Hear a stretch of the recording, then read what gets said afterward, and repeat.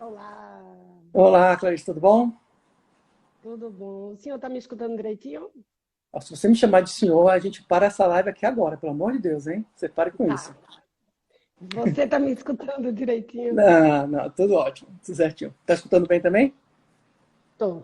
É, primeiramente, eu queria agradecer ao senhor por ter, a você, por ter encaixado um horário aí para gente, que realmente eu acho que os pacientes e familiares de pessoas com fibrose cística, a gente tem sempre muitas dúvidas e é uma honra a gente ter profissionais dispostos a contribuir com a gente. E aí, se apresente. Acho difícil alguém não lhe conhecer, mas Nossa senhora, faço não, pelo amor de Deus. Não, pare com isso, na verdade, bom, se me conhecem, então vocês sabem que sempre que precisarem podem contar comigo, acho que ainda mais na fibrose cística, que a gente levanta a bandeira, é uma causa importante mesmo, então sempre que precisar, a gente vai estar aqui, obviamente, cabendo e dando nos limites, a gente está aqui para poder ajudar no que for possível. Então, meu nome é Rodrigo Atanásio, sou médico pneumologista, um dos responsáveis pelo ambulatório de fibrose cística adulto lá do INCOR, da Universidade de São Paulo, da USP. Atualmente estou como coordenador da Comissão de Fibrose Cística da Sociedade Brasileira de Pneumo e também no Grupo Brasileiro de Fibrose Cística. temos muitas perguntas, então vou Manda lá. começar. Pacientes com COVID trazem lesões pulmonares. Qual a repercussão nos transplantes de pulmão pós-pandemia? A gente vai ter menos órgãos aptos a serem doados? Olha, então acho que aqui dá para te dividir essa pergunta em dois momentos, né? Eu acho que a gente até estava discutindo bastante o quanto que a pandemia tem atrapalhado nas diversas doenças. A gente até tem visto como até na fibrose cística um dado interessante de que os pacientes estão exacerbando menos, né? Claro que a gente sabe, tem que tomar um pouco de cuidado com esse dado. Acho que um dado aqui é que estão exacerbando menos porque estão mais em casa, estão tendo menos infecções virais, menos gatilho, menos poluição, tudo mais. Mas a gente também tem que estar começando a ficar um pouco mais com medo de não como as consultas estão sendo reagendadas, e às vezes a coisa está acontecendo e não está checando com a função pulmonar, com os exames de descarro de vigilância. Então, é uma coisa que a gente também não pode perder de vista, de achar que não precisa de assistência hora nenhuma para ter um problema maior na frente. Só que nesse momento, uma coisa que realmente está tendo impacto é o número de transplantes, porque, obviamente, claro que sim, tem várias causas que podem levar uma pessoa a ser um doador, mas tem a questão, principalmente muito dos acidentes. Então, os acidentes diminuíram muito porque as pessoas estão dentro de casa, e mesmo assim, as outras doenças todas diminuíram muito a incidência, então você tem menos possibilidade de doador no momento. Tá? Então, agora sim, diminuiu muito o número de transplantes. Em relação a essa dúvida, lá na frente, pós-pandemia, é óbvio que a gente está aprendendo com tudo que está acontecendo, mas não acho que isso vai acontecer. Tá? Assim, ainda está se discutindo muito se para quem teve o Covid, se isso vai ter alguma sequela no pulmão. Muito provavelmente não vai deixar sequelas significativas. Talvez numa parcela muito pequena, daqueles mais graves, que precisaram de ventilação mecânica por muito tempo, tem algumas coisas que a gente já viu de outras infecções que pode ter alguma alteração. Mas isso é uma parcela muito pequena. Então, no pós-pandemia, achar que vai ter uma redução de doadores, por isso, muito pouco provável. Todos os doadores são testados para COVID? Sim, isso isso tem que fazer. Na verdade, tem vários protocolos agora, nesse momento de pandemia, para poder checar algumas coisas. Quem vai fazer cirurgia está fazendo teste rápido para poder ver se teve ou não teve, para até não estar no momento com alguma coisa, isso complicar a cirurgia e tal, mas sobretudo no transplante, isso ele é testado. Existe uma questão aqui que, assim, existe o que a gente chama de janela, o período de incubação, né? Uma janela de dias que a pessoa pode ter se contaminado e não tem sintoma e apresentar depois. Isso, na teoria, pode acontecer, isso os exames não pegam, mas assim, até existiram transplantes ao longo da pandemia, inclusive lá no INCOR a gente teve transplante, e não tem nenhum relato na literatura de transmissão até agora de Covid pelo órgão doado. Recebido. Uhum. Em Pernambuco, as atividades estão voltando ao normal agora. Você acha melhor esperar mais um pouco para ver se os casos de Covid permanecem diminuindo para poder voltar a trabalhar? Depende de quem... Isso é uma paciente que tem fibra cística. Tá. Então, assim, se a gente for assim, na população geral, a gente tem... É que a gente discutiu isso muito lá no início da pandemia, a história do isolamento horizontal, vertical. Então, esse agora é a ideia de se fazer vamos dizer, de isolamento, sair do isolamento de maneira vertical. Os grupos de menor risco devem voltar e depois vão voltando, os de maior risco vão depois. Né? Então, a gente, até à luz do que a gente teve de informação até agora, a gente teve um excelente resultado com os pacientes com fibrose cística, poucos se contaminaram, todos, até agora, não teve nenhum caso de óbito que descrito na literatura, apesar de ter tido casos graves que precisaram de UTI, alguns de ventilação mecânica, mas todos se recuperaram. Mas num número pequeno. Só que a gente ainda considera que é um grupo de risco, então é preferível que neste momento de volta não seja o primeiro grupo a voltar. Então continue ainda mantendo isolamento se possível, como a gente sabe que cada um tem uma realidade diferente, se tiver que voltar, mas tomando os cuidados necessários.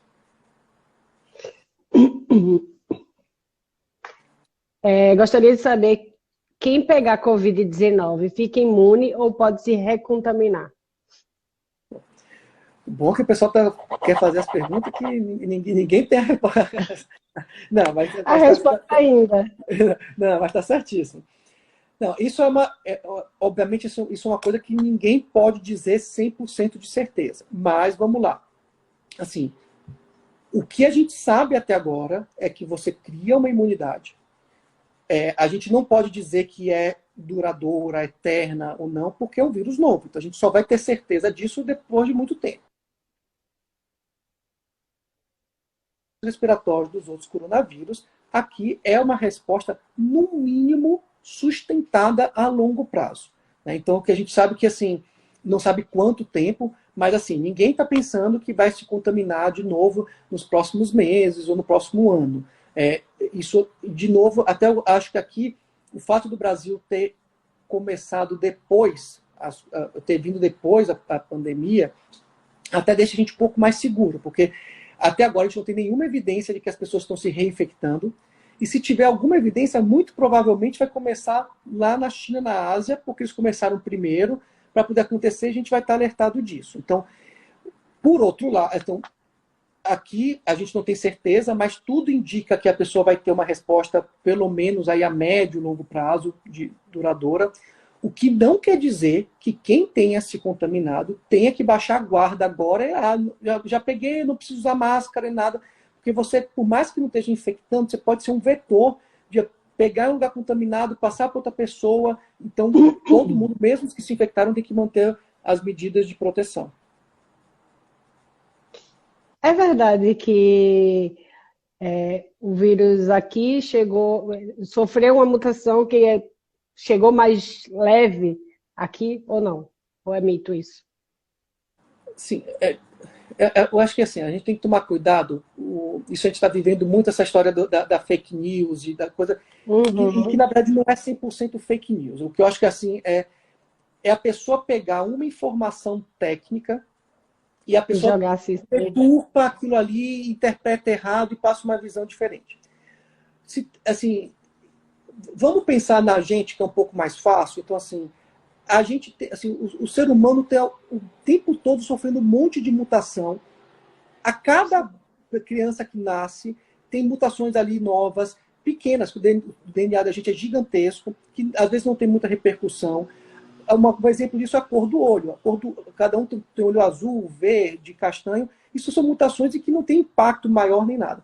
Então, o próprio vírus também muda muito. Então, se você pegar um vírus aqui, um vírus que depois replicou 3, 4 vezes, foi no outro, já sofreu um pouquinho de alteração. Então, se você vai ler o RNA desse vírus, ele é diferente. O quanto que isso ele é mais grave ou menos grave, a gente não tem nenhuma evidência muito maior do que isso. O que foi colocado é porque existe algumas cepas, alguns tipos, em que estava relacionado com países que não foram tão acometidos da mesma forma como, por exemplo, a cepa da China, que era o que estava mais nos Estados Unidos. Só que, assim, já foi dito que já tem mais de 27 subtipos diferentes que já aconteceu e vai aumentar cada vez mais à medida que o tempo vai passando. Então, aqui, independente do tipo de vírus, você vai ter alguém que vai ter uma forma mais grave ou mais leve, independente. Então, não é para a gente ficar até baixar a guarda por essa informação, e não é nada que tenha um sentido muito importante para poder acreditar. Cadê? Qual o melhor teste para confirmar o Covid? Vocês até devem falar mal da gente, né? Mas assim, que todo médico a gente sempre responde depende, né? Mas realmente, assim, o melhor teste ele vai depender do momento do que você quer medir, né? Então, na fase aguda, então nos primeiros dias de sintomas, então a pessoa estava ali bem, começou a ter febre, dor no corpo, tudo. Para este momento, dos primeiros 10 dias, o melhor exame é o exame do SWAB, o PCR, que você coloca o cotonete lá dentro do nariz, e é lá fundo mesmo, e para poder pegar uma amostra, e você detecta o RNA do vírus, o material genético do vírus ali, uma detecção direta. Tá? Depois do 10º dia, começa o corpo a produzir os anticorpos. E aí você começa a aumentar a chance de detectar através da sorologia. Então, nos primeiros 10 dias, seja o exame do SWAB, depois de 2 semanas, que seja o exame de sorologia de sangue. Quem pegou o Covid e não teve sintoma, pode transmitir para outra pessoa? Acho que tu respondeu agora há pouco. Não, mas isso é até importante lembrar que, assim, pode. Assim, os casos assintomáticos podem, sim, transmitir o vírus. Né? A pessoa pode estar sem sintoma nenhum. Isso daí causou, assim, no início da pandemia entrou muito claro que poderia acontecer isso. E aí isso foi veiculado bastante. E aí, recentemente, uma semana atrás, o pessoal caiu na mídia uma informação de novo, interpretada de maneira errada de uma técnica da Organização Mundial de Saúde, que ela falou que praticamente quem era sintomático não transmite. Não foi isso, assim, eles botaram fora de contexto a informação. Realmente, quem é assintomático tende a transmitir por um menor período de tempo. Então, a chance dela transmitir é menor do que alguém que esteja com sintomas. O que não quer dizer que quem não tenha sintomas não possa transmitir de jeito nenhum. E lembrar, e é por isso que esses vírus respiratórios transmitem com muita facilidade, que mesmo na pessoa sintomática, ela começa a transmitir o vírus 1 a 3 dias antes dos sintomas aparecerem. Então você está lá super bem, você está transmitindo, você nem sabe que vai ficar doente. Então por isso que a gente tem que tomar cuidado o tempo todo. Verdade. Acho que acabamos Covid, agora vamos... Tem como reverter atelectasias? Vamos lá. No contexto que a gente está falando é que assim, a atelectasia pode ser várias causas diferentes, mas no contexto da fibrose cística, a principal causa da atelectasia é uma secreção mais espessa, formar o que chama de uma rolha, e entupir o brônquio. Tá? Isso, inclusive, a gente considera como uma urgência médica. Tá? Urgência não no sentido que a pessoa está em risco de vida. Se for uma atelectasia total do pulmão, até sim, mas raríssimo e tal. Mas aqui é uma urgência pelo sentido de que precisa de uma ação imediata. E esse eu acho que é o conceito mais importante, é que quanto mais precoce a gente intervir nessa atelectasia, maior a chance dela abrir. Que dá para abrir, dá, a gente faz isso com frequência, acontece muito mais com criança do que com adulto, porque o bronco é menorzinho, mas a gente consegue fazer isso sim, principalmente com fisioterapia, com medidas de retirar secreção, salina hipertônica, dornase alfa, para conseguir eliminar. Então, sim, quanto mais cedo identificar, melhor. Quais os profissionais que compõem a equipe multi do seu serviço? Então, o que é o real, o que deveria ser o ideal, né? Então, a gente tem lá na parte de adulto, a nossa equipe multiprofissional, obviamente, a parte médica, no início a gente tem as diversas especialidades que precisam do tratamento do paciente com fibrose cística, então, o pneumologista, o gastroenterologista, o hepatologista, o endocrinologista para a parte do diabetes, e quando necessário, até mesmo a parte de reprodução humana. E, obviamente, o otorrino também da parte da sinusite, da face. Da parte não médica, a farmácia clínica, então a gente tem um serviço bem forte lá da parte de orientação das medicações, de adesão, o fisioterapeuta, o nutricionista. O que a gente tem a parte de psicologia, mas não dedicada para a fibrose cística, e o que a gente tem uma carência muito grande no nosso serviço é a parte de enfermagem e terapia ocupacional. A gente tem isso, obviamente, no Instituto como um todo, mas não dedicado na fibrose Voltado à cística. fibrose cística. Todos os pacientes de fibrose cística são encaminhados para a equipe multi? Na verdade, sim.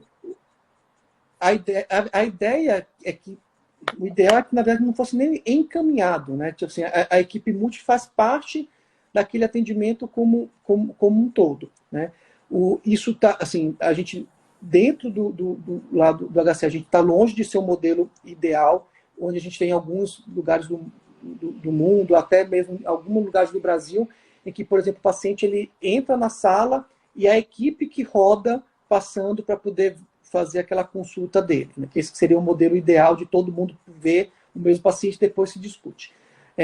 Até por questão de logísticas, de espaço, tudo, o que a gente faz a triagem médica, tem a consulta da nutrição no mesmo dia da consulta médica, e os pacientes selecionados são encaminhados para fisioterapia, para reabilitação ou para alguma outra especialidade médica quando necessário.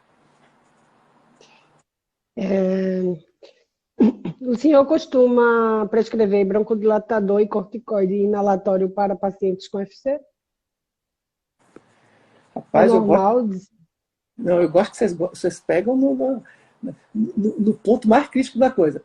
Assim, eu até estava tendo agora uma aula com os residentes, a gente estava discutindo isso, que assim, se a gente for pegar diretriz, recomendação, a recomendação é de que não deve ser dado de rotina para os pacientes com fibrose cística. Mas vocês precisam entender uma coisa que, assim, o que é uma diretriz? Diretriz é quando os médicos se juntam para poder avaliar a informação publicada até então e ver se existe um dado concreto para dizer que aquilo deve ou não deve ser usado.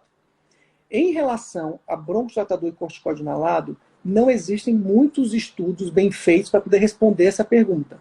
Então, o fato da diretriz não recomendar não significa que faça mal. Na verdade, a gente não tem evidência suficiente para dar uma chancela e dizer tem que usar.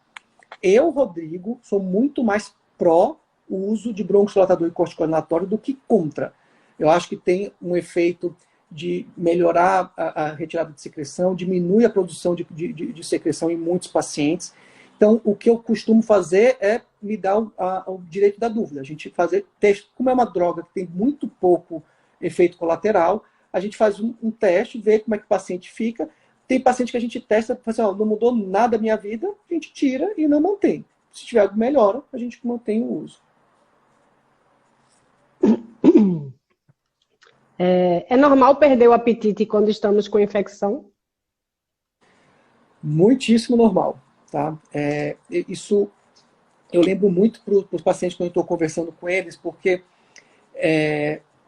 bom, vocês sabem bastante disso, o quanto que a nutrição é um dos pilares do manejo da fibrose cística e o quanto ela é importante, está relacionado com a questão da função pulmonar também, do estado geral como um todo. E aqui, eu bato um pouco na tecla nisso, que a gente às vezes fica assim, quando está numa exacerbação, numa infecção, ou num dia a dia que está um pouco mais secretivo, fala assim, estou sem apetite e não vou comer. Você, olha, a gente tem que encarar na fibrose cística a alimentação como tratamento. Da mesma forma que o remédio tem hora para tomar, tem que fazer isso. E aí, e aí às vezes até uma conversa que tem que ter, eu tenho com o paciente e com os pais, para não ficar aquela briga, mas ele não come, ele não quer. E às vezes entender o que está acontecendo ajuda a se forçar um pouco mais, porque é verdade que quando está com uma infecção ou mais secretivo, você fica com menos apetite. A gente tem que lembrar que o paciente com fibrose cística, ele já vive um estado inflamatório crônico, a gente fala, ele tem uma inflamação constante acontecendo no pulmão, pelas infecções, pelas colonizações, tudo. Então, essa inflamação crônica libera algumas moléculas no corpo da gente que diminuem o apetite por si só.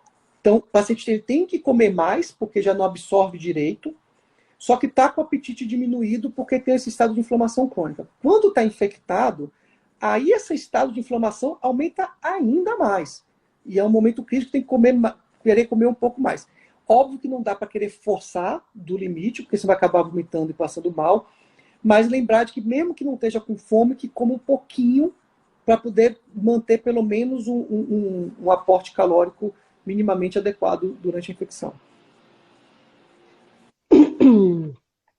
Quem já tem um filho com FC e pretende ter outro filho, existe algum exame que veja a probabilidade do próximo filho ter FC?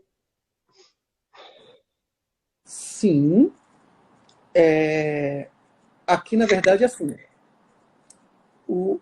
A probabilidade, na verdade, é bem fácil de conseguir fazer isso hoje em dia. Com teste genético da paciente e do marido, você consegue ver qual é a situação que se encontra. Se as pessoas que tiveram filho com FC não têm sintoma nenhum, quase que assim, a maior chance é de que eles são pacientes que são o que a gente chama de heterozigoto. Eles têm uma mutação, o outro não tem.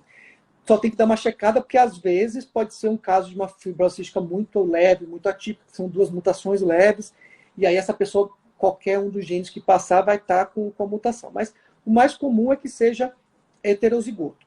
Nesse caso, a chance do filho nascer com fibrose cística é de 25%.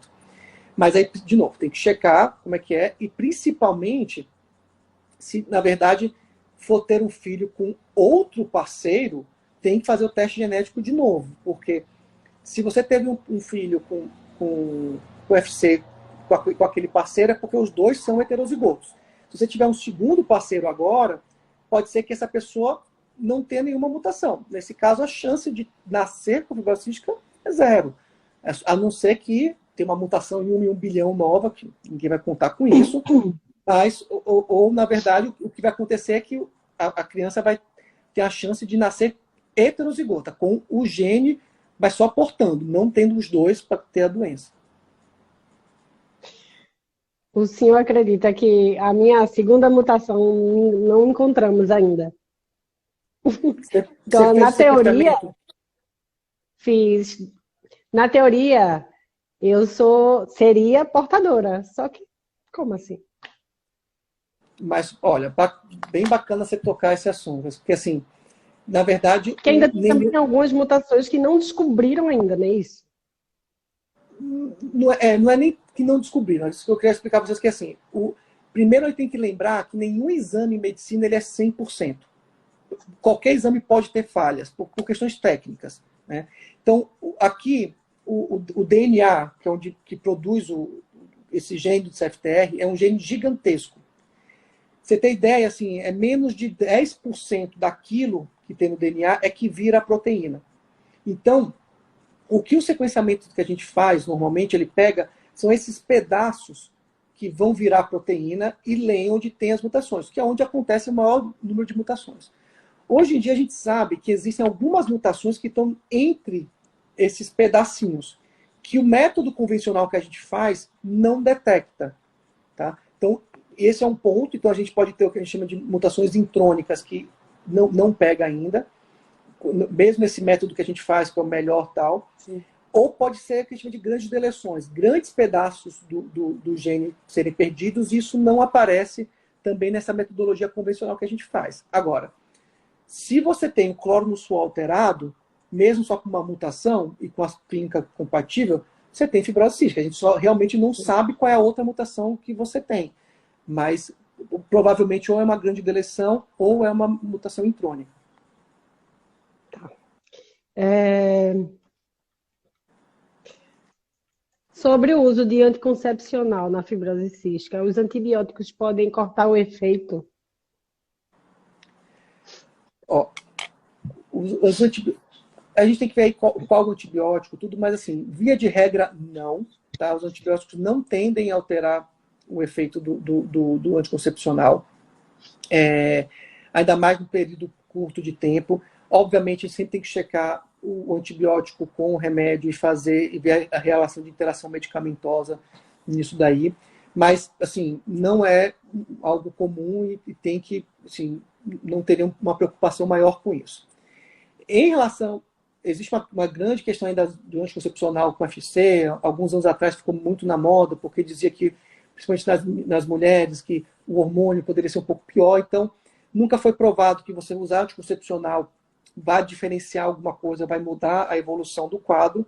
Mas, assim, tem uma coisa que eu particularmente, eu falo com minhas pacientes. Eu, se fosse mulher, eu não vejo sentido de ficar sangrando e tendo aquilo todo mês. Então, para quem vê de fora, que alguém assim, pelo amor de Deus, então, assim, eu acho que super a favor de usar anticoncepcional.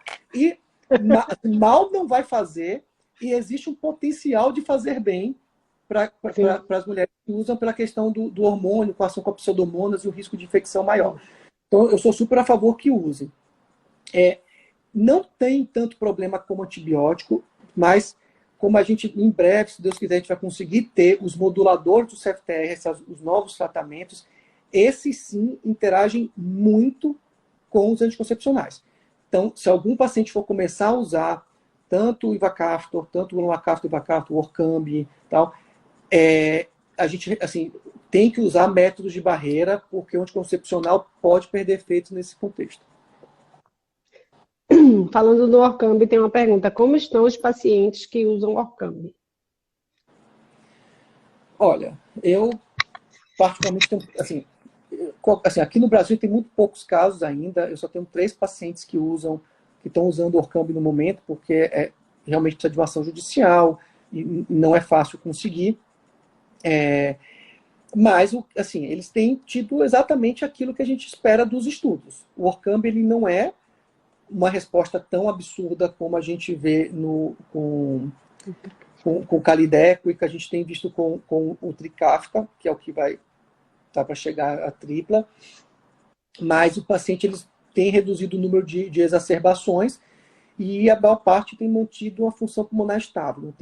Não há nenhum grande ganho de função pulmonar. Eu tenho um paciente com o Calideco que é uma resposta absurda.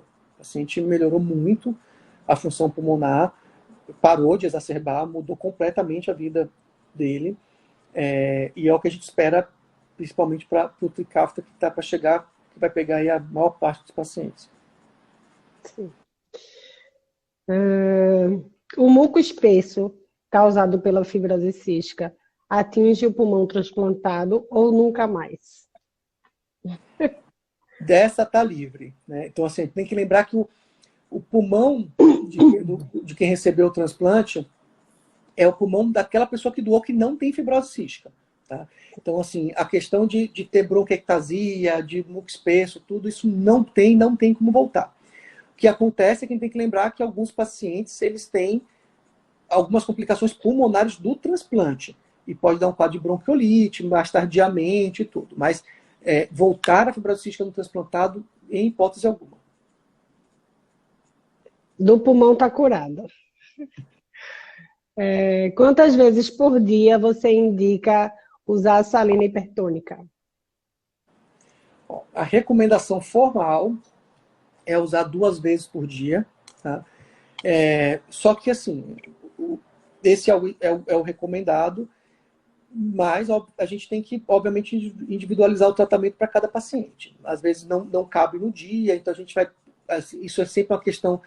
E aí, onde eu trago que a gente tem a experiência da farmácia clínica, é super importante, a gente sentar, entender o dia do paciente, que horas acorda, porque as coisas... é melhor fazer hipertônico para o Alzheimer de manhã ou à noite. Depende da vida da pessoa, porque assim, se a pessoa tiver que acordar 4h30 da manhã para poder fazer tudo, não vai rolar. Então a gente vai tem que adaptar as coisas. Então, o ideal 2 vezes por dia. Alguns casos a gente faz 1 vez por dia junto com a Dornase, com o Pulmozyme. Em alguns casos também raros, ou nas exacerbações, a gente acaba fazendo 3 vezes por dia, para poder aumentar um pouco a limpeza. Mas também não de rotina. O recomendado normalmente 2 vezes por dia. Sempre perguntam, eu vou aproveitar, é preferível fazer pela bocal ou pela máscara? A gente perguntou isso, foi perguntado até para o otorrino, o doutor Tiago, e sempre gera essa dúvida, né? Se a gente bota pelo nariz, se a gente põe só o bucal, o que o senhor aconselha?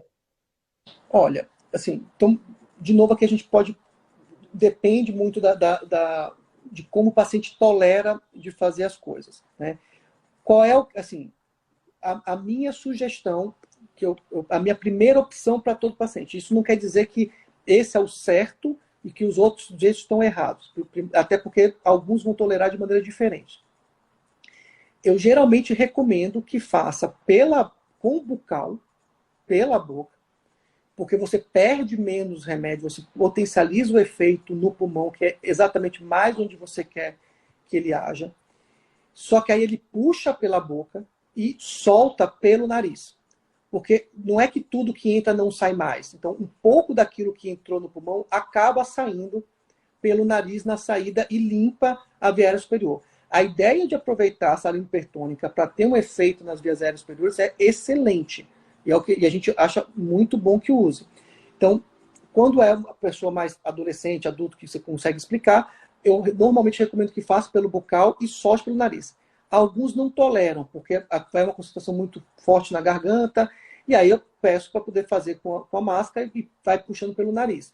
E tem pacientes que não toleram puxar pelo nariz, porque acham que é muito forte a concentração que vai, então a gente pede para ir pela boca e quando no final tem um restinho, solta pelo nariz, que aí tolera um pouco mais fácil. Joia. No meu estado não tem pneuma especialista em fibrose cística para adultos. O que você acha de ser acompanhado pelo menos uma ou 2 vezes por ano por um especialista adulto em outro estado? Uma ou 2 vezes por ano. Olha, é assim, isso é uma coisa que a gente, até uma das coisas que a gente vem trabalhando na Sociedade Brasileira de Pneuma, então, já durante 3 anos consecutivos, a gente fez um curso até de capacitação lá no INCOR, com médicos de todo o Brasil, de centros diferentes, exatamente para tentar capacitar esses novos pneumologistas para atendimento de fibrose cística de adulto. É óbvio que um pneumopediatra que trata de fibrose cística está totalmente apto a tratar de um paciente adulto, no sentido de ele sabe das coisas, mas a gente sabe que a doença ela vai progredindo e vai mudando algumas características ao longo da vida. Então, a visão do pneumo de adulto é um pouco diferente do pneumo pediatra, e tem algumas complicações no adulto que são um pouco diferentes da pediatria. Então, ter um olhar especializado é sempre bom. Então, assim, o que é que eu acho que vale a pena, sim, de ter 1 ou 2 consultas por ano num centro de adulto para poder fazer esse acompanhamento. Eu te garanto que qualquer médico que é pneumologista, que trabalha com fibrose cística, a gente está acostumado a fazer esse trabalhar como um time, então ter um local de referência e ter o médico de onde mora para poder trocar figurinha de atendimento mais do dia a dia ali, ele poder fazer e ter alguém como referência. Então, esse tratamento compartilhado é totalmente factível de fazer. E acho que até essa pandemia serviu para algumas coisas. Uma delas, pelo lado positivo, é mostrar o quão pode funcionar a questão da telemedicina. Então, isso, até se tem uma dificuldade nisso, pode facilitar muito mais fazendo por telemedicina essa consulta à distância aí de um centro mais de adulto, e faz os exames no local que tem que fazer, manda por e-mail, tudo, e a gente vai dando acompanhamento à distância. Existe alguma contraindicação de antialérgico para paciente com fibrose cística? e os antialérgicos, eles ressecam o muco? Assim, isso é meio que uma lenda que foi colocado, de que você não pode usar antihistamínico, antialérgico para secreção, que assim, isso deixa mais espesso e aí atrapalha na drenagem, e a sinusite piora. Isso veio muito dessa coisa lá atrás. Isso não é verdade, isso de que o muco fica mais espesso, vai atrapalhar o uso. Então, se tiver que tomar um antialérgico, pode tomar um antialérgico. Por outro lado, eu quero deixar claro que, na verdade, assim, não existe nenhuma indicação de antialérgico para a fibrose cística.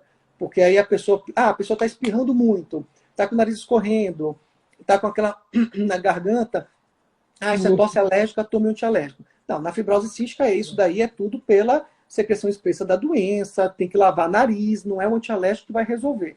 Mas se tiver qualquer outro problema que tem alergia, pode tomar um antialérgico sem problema algum, mas só não vá tomar um antialérgico pensando que vai ajudar em alguma coisa na fibrose cística em si, porque aí não faz sentido.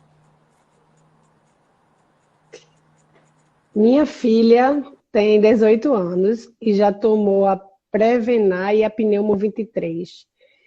Quando pequena, precisa tomar novamente? Olha, precisa só checar direitinho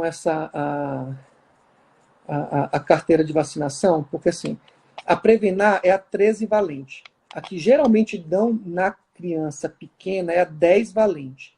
Se ela já tomou a Prevenar 13 valente na adolescência e depois tomou uma 23 de reforço entre 6 meses e 5 anos depois, isso está suficiente, não precisa repetir mais nada. Então, a recomendação é tomar uma Prevenar na vida, 13 valente, e de 6 meses a 5 anos depois, porque 6 meses depois tomar 23 e aí está resolvido. Se a pessoa nunca tomou a Prevenar, que aqui tem que pagar, só toma 23, que é do SUS, aí a gente recomenda repetir a cada 5 anos.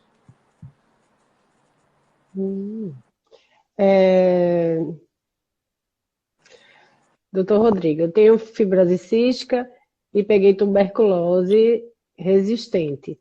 Faz uns bons dias que tem saído sangue da secreção. É possível saber se é da TB ou da FC? Tem dias que não tenho sangue. Como saber se é infecção ou se é por causa da tuberculose? Olha, assim, isso aí, assim, você realmente precisa estar sangrando, você precisa ir precisa ir no pronto-socorro mais próximo e avaliar direitinho. Realmente as duas coisas podem sangrar, tanto a fibrose cística pelas bronquiectasias como a tuberculose. Se você já está há meses no tratamento e você já está vindo com as culturas do escarro negativas, a chance disso ser pela tuberculose é muito baixa. Provavelmente alguma alteração da bronquiectasia. Mas aí precisa ver exames de sangue para ver se tem algum sinal de infecção bacteriana junto. Precisa saber o histórico das culturas de escarro para saber se já está controlado ou não a TB multiresistente, que por mais que seja multiresistente, a gente tem tratamento e a gente consegue tratar. Então, independente de qualquer coisa, sangramentos em grandes quantidades. Assim, paciente com bronquiectasia fibrose cística, ele pode ter um hemoptoide, uma tossezinha com sangue, e isso não ser nada grave. Mas se for um sangramento em grande quantidade, principalmente repetido, precisa procurar o pronto-socorro para uma avaliação e ver como é que está a situação clínica. Ok. Tomar anti-inflamatório contínuo pode melhorar é comum de se fazer, já que o pulmão vive inflamado, aí a questão é se tomar continuamente anti-inflamatório, se isso ajudaria ou agregaria ao tratamento.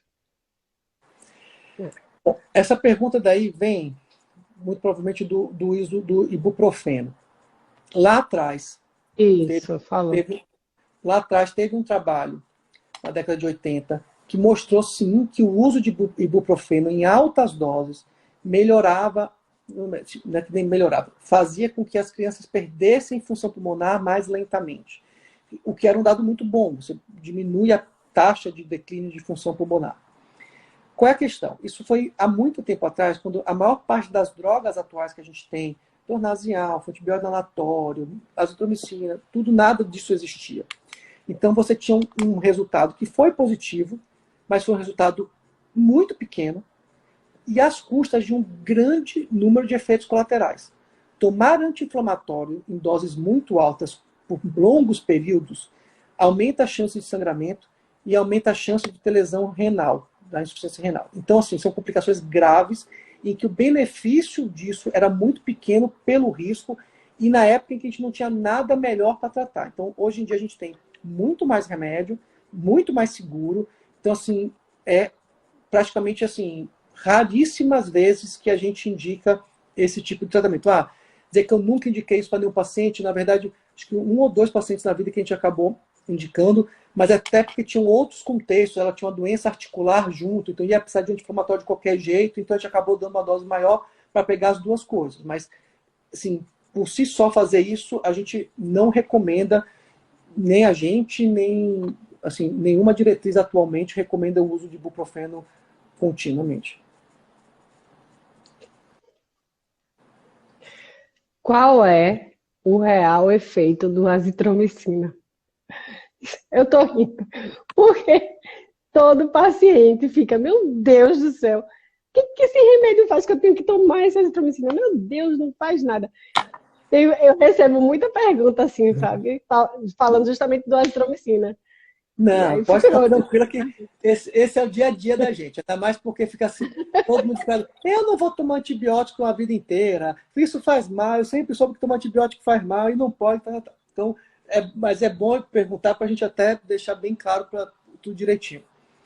Então, assim, a azitromicina é um antibiótico de uma classe que a gente chama de macrolídeos. Ele é um antibiótico? Sim, ele é um antibiótico. Mas ele é um antibiótico quando ele é usado na dose adequada, que é um comprimido todos os dias. Quando a gente toma azitromicina todos os dias, é com efeito antibiótico. O que a gente faz na fibrose cística, na bronquiectasia, é tomar metade da dose terapêutica antibiótica. O que é isso? A gente, na verdade, tem um efeito de classe desses macrolídeos que, quando eu dou metade daquela dose que era para ser efeito antibiótico, eu tenho um efeito que a gente chama imunomodulador, como se fosse um efeito anti-inflamatório pulmonar. E aí a gente tem que entender que inflamações têm vários tipos diferentes. E esse tipo que a azitromicina age é exatamente um dos tipos de inflamação mais importantes na fibrose cística, que é numa célula que a gente chama de neutrófilo. Então, quando a gente está dando esse azitromicina nesta dose, a gente está dando com efeito imunomodulador anti-inflamatório. Não é com efeito antibiótico. Tá? Tanto que as bactérias que normalmente tem na fibrose cística, Pseudomonas, Burkholderia, Chromobacter, assim, a azitromicina não faz nem cosquinha para isso. Então, nem está agindo com efeito antibiótico. É com efeito anti-inflamatório. E até se um dia, quando vai na farmácia, que o farmacêutico briga, nossa, mas seu médico passou contínuo antibiótico, você não é com efeito antibiótico, está tomando com efeito anti-inflamatório. Ok. Eu acho que era isso. Estamos já perto do Instagram cortar a nossa live. Temos só mais alguns minutos. E eu vou deixar aí o senhor, você falar alguma coisa que queira, que a gente talvez não perguntou e que o senhor queria esclarecer. E é isso. Não, primeiro, de verdade, queria agradecer a oportunidade. Eu acho que essa coisa, assim, esse tipo de conversa aproxima a gente. Eu acho que a gente é super a favor de dar informação, porque a gente sabe o quanto que o tratamento para fibrose cística é difícil, é penoso, é muita coisa para fazer. Eu vou falar aqui o que eu sempre falo para todo paciente meu, que assim, nunca se diminua por ter fibrose cística. Na verdade, assim, vocês são verdadeiros heróis, porque fazem tudo que todo mundo faz, tendo que ter isso daí. Então, você não é maior ou menor do que ninguém, com certeza você não é menor do que ninguém por ter fibrose cística. Você, assim, bote isso como uma coisa que todo mundo tem seus problemas, você vai ter que lidar com esse, mas isso não te torna uma pessoa pior por causa disso. Então, e aí exatamente para conseguir ter esses benefícios todos que a gente tem, dos tratamentos todos que a gente vem descobrindo para a fibrose cística, tem que fazer. E eu sei que é difícil. Eu falo, vira e mexe com os residentes quando está vendo lá, mas eles não tomam remédio. Eu falei, olha, eles fazem 2 horas de tratamento por dia. Eu queria ver se eu virasse para você hoje e falasse, você precisa fazer tudo isso desse jeito, se você ia fazer tão certinho. Então, a gente sabe que é difícil, mas a gente precisa entender o motivo por que está fazendo tudo, exatamente para poder ter o melhor benefício. Então, tem dúvida? Pergunte. Por que tal remédio? Pergunte, tem um sentido. A gente não iria prescrever remédio nenhum se não tivesse nenhum benefício real para o paciente. Eu sei que eu posso falar isso em nome de todos os médicos que trabalham, todos os profissionais de saúde que trabalham com fibrose cística. A gente realmente faz isso porque ama a causa e a gente quer o bem de vocês. Então, contem com as suas equipes, com os seus centros de referência.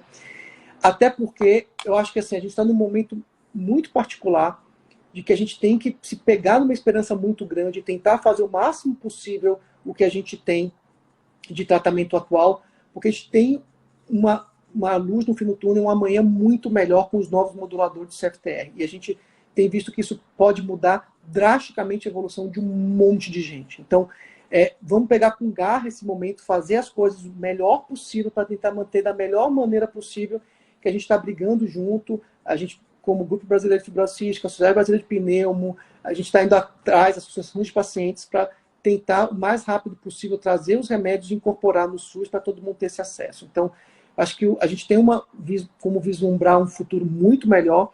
Então, vamos arregaçar a manga, fazer, e a gente junto chegar lá da melhor maneira possível. É isso. Eu queria aproveitar e falar que é difícil para os pacientes, né, como você falou, mas é uma questão de tempo para amadurecer. E eu acho que a gente precisa tá falando realmente disso e mostrando porque o amadurecimento vai chegar para cada um. E eu acho que as pessoas têm que... Acho que muito pode ser feito. A gente, como paciente, a gente se ajuda muito se a gente faz tudo bem feito. E o duro disso é que a gente só percebe isso quando a gente já está bem ruim.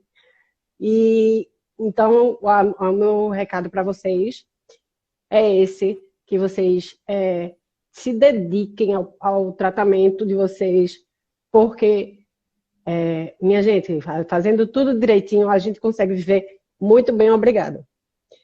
Então, foco nos exercícios, foco na atividade física, que eu acho que é fundamental. E aí, é isso. A alimentação e não sejam pacientes rebeldes. Não vale a pena. É isso, muito obrigada. Só vai ser pior para eles mesmos. Então, E aí a gente sempre tem uma justificativa, eu falo por mim, porque eu descobri a minha fibrose cística com 17 anos. Meu teste do suor, rapidamente. Meu teste do suor nunca dava positivo, e quando eu tinha 17 anos, baixou o valor de referência, e eu entrei ali cravado, com 60. E 17 anos, vivendo aí a adolescência, enfim. E aí a minha desculpa é que eu não estava me tratando porque eu queria viver. Não queria ficar em casa me tratando. Que ironia. Como é que eu queria viver não me cuidando, né? E é isso, a gente só acorda para a vida mais para frente. A idade vai... A faculdade também mudou muito minha cabeça, a idade, a maternidade, enfim. É isso, galera. Se cuidem.